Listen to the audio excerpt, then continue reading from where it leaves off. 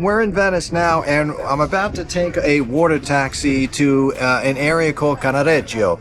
Now, as you know, Venice is separated into different spots, and the place that I'm going to go to is the Rialto de Girbo, and it's in the Jewish Quarter, and it's really a happening spot from what the people are telling me around here. You have to go there for the restaurants, the bars. It's kind of a local hangout, less tourists in that area. So instead of fighting this heat today it's hot. We're talking about 90 degrees today. So instead of fighting that traffic on the Vaporetto, which of course goes to that area as well, or you can just actually walk across the Ponte and go past the railroad, go down just a little bit, 10-minute walk there, and you'll reach Cannaregio. Okay, we're on the water taxi now, and on the way to Cannaregio, which is supposed to be really known for their Cicchettis. I've been on the hunt for like some great Cicchettis, because I've passed at least 6 of them, and I'm sorry, man, but they did not look authentic to me. So they're telling me that the best Cicchettis are in Cannaregio. Vediamo, andiamo a mangiare qualcosa. Let's go, come with me and let's eat. So over here, that's considered a Vaporetto. That's a Vaporetto. This is a Vaporetto as well. And that stop is Ferrovia, which is right next to the railroad station. You'll never forget that. The line runs the number 2 there, and then you go back down, like by E is number 1.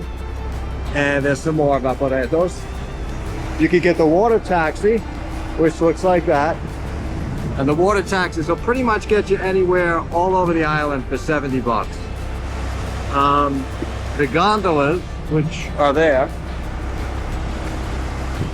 that's just to say you did it. I mean, they'll take you from point A to point B, but it's not going to be a quick ride or anything like that. And those are standard $90. If anybody tries to charge you more money, you're getting ripped off. And I found 2 people try to rip me off, even though I'm native and I speak the language, but doesn't matter. So just be careful with yourself. We are now in Cannaregio, and this is considered the Jewish Ghetto. It's just the name of it. But really interesting side of Venice I haven't seen yet. Very, very influenced by Jewish cuisine, obviously. So when I head back over there, right now I'm on the search for Cicchetti. But when I go back there, I may try some of those Jewish bakeries there. So I saw some arugula there. I saw what was that? Noodle kugel. It's a couple of good things there. Babkas. So we'll kind of jump into that stuff. 1 or 2 of them look pretty good, but yeah, really interesting side. Very quiet, not too much tourists on this side. But okay, I finally found my Cicchetti spot. I knew it wasn't going to be hard on this side.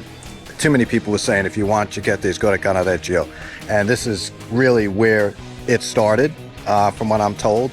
It's, you know, these boats come in, they want a quick bite, they don't want to eat a large meal to be really weighed down, so they're going to have it's like a crostini. It's bread with something on top.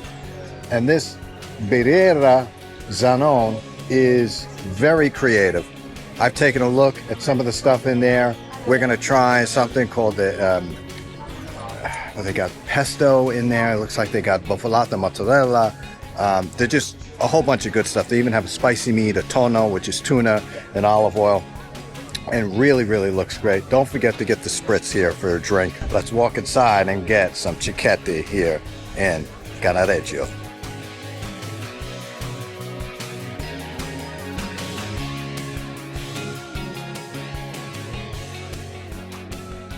This one here, maybe? With ham or without ham? Oh, that's a good question. I'll take it with the ham. With the ham. What do you recommend, my friend, on these? What do you recommend? I would suggest you to do a mix to have a taste of all the different styles. There is fish, there is veggies, there is some meat, so you can do maybe one of each. How spicy is the meat? This is mild spicy. I'll try one of those. Alright. I'll try one of the mozzarella tomato, one of the pesto, and tonno. This is the best Cicchetti I've seen on the whole island. Thank you. I hope you enjoy it. Yeah, I'm looking forward to it. Okay, so we'll take that 2 seltzer waters, 1 water. Con gaso, due con gaso, una senza gaso. And that's it. That's it, my friend. So what's the history of the Cicchetti? Cicchetti was more like fast something to eat on the morning break. You know, people works, then get up early morning, and then half in the morning they get hungry. They do a quick stop for a wine, glass of wine, and a couple of Cicchetti for the people who works on the boat. Right. So it started to grew up like a tradition, you know, the pause of Nice. the break of the mid morning. Excellent. Okay, so you heard the man. Cicchetti was really a kind of an aperitif, you know, like an antipasto right before a meal, just to kind of wet the beak a little bit. Here we have their pesto, and we have tomatoes. You can definitely see some kinds of cheeses and nuts in there. The bread is super, super soft.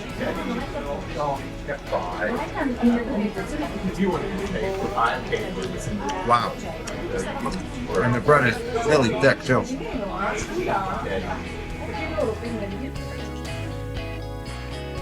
Now we're going to try their mozzarella tomato. Now this is buffalo mozzarella, which is a much creamier cheese, and aged balsamic vinegar. Now this is 50-year-old balsamic vinegar. The difference between that and another vinegar out there is aged, and as it ages, it becomes like thick and thick like a syrup.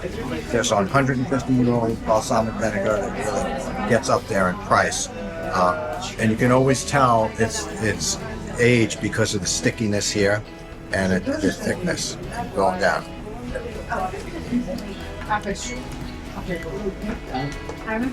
Very good flavor on the balsamic. Very sweet, very tangy. This is their tuna. Tuna is in olive oil. We have olive on top. And we're going to go down with this as well.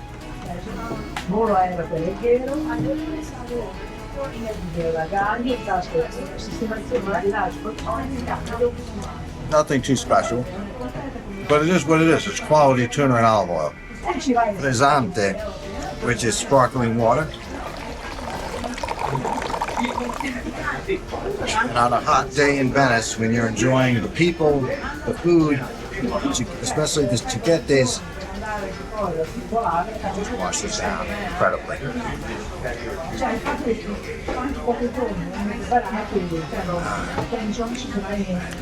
This spot wins the Cicchetti. It's the only place I bumped into that the Cicchettis looked at them. Nice color coordination, and that's important as well. Next, this is called a pinza. Now, when I asked him why a pinza, he's like, well, it's like a pizza, but not really. So this is sourdough. Do you know the sourdough? Sourdough has incredible air bubbles in there. The rising of sourdough is incredible. It's got the best crunch, and that's what I think we're going to get. Wow. Can't beat sourdough. That's a lot harder to make than regular traditional bread because it requires a starter instead of a yeast base for rising the bread. So what I initially tasted was a very well salted sourdough, very well salted on the bottom. Maybe even Muldoon sea salt because it's the flavors are popping. On top we have ham. This is panna cotta. This is a salt-based style ham, similar to mortadella, but not as much fat. Standard mozzarella cheese, nothing special. Fresh basil, not bad.